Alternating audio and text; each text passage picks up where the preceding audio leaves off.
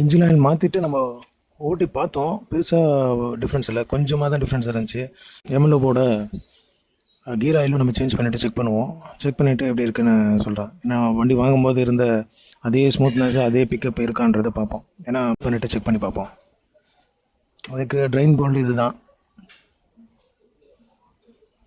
அதுக்கப்புறம் ஃபில் பண்ணுறதுக்கு கேப் இங்கே இருக்குது. ஸோ இதுக்கு ரெக்கமெண்டட் 100 ml தான். ஸோ அந்த இது வர்றதும் 100 ml தான் வருது. ஸோ அப்படியே எடுத்து நம்ம ஃபில் பண்ணிக்க வேண்டியதான். ஆக்சுவலாக இது எப்பப்போலாம் நம்ம ஃபில் பண்ணோம் அப்படின்னு சொன்னால் 2 டைம்ஸ் இன்ஜின் ஆயில் மாற்றும் போது, செகண்ட் டைம் மாற்றும் போது நம்ம அதை ரீஃபில் பண்ணணும்.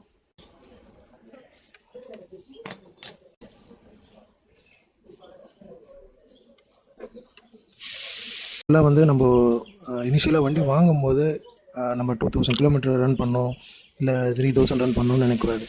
இமீடியட்டாக இது வந்து அடிக்கடி நம்ம ரீப்ளேஸ் பண்ணணும். இந்த மாதிரி வந்து ஒரு 3000 கிலோமீட்டருக்கு நம்ம ஒரு 3 டைம்ஸ் நம்ம ரீப்ளேஸ் பண்ணுறது நல்லது. ஃபஸ்ட் சர்வீஸ் வந்து 1000 கிலோமீட்டரில் பண்ண சொல்லுவாங்க இல்லையா, அப்போது ஃபஸ்ட் ஆயில் எடுத்துருவோம்.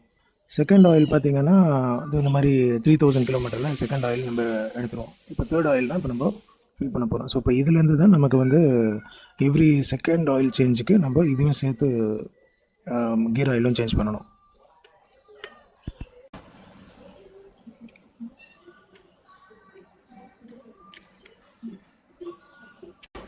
ஏன்னா அதில் தான் ஹோல் இருக்குது.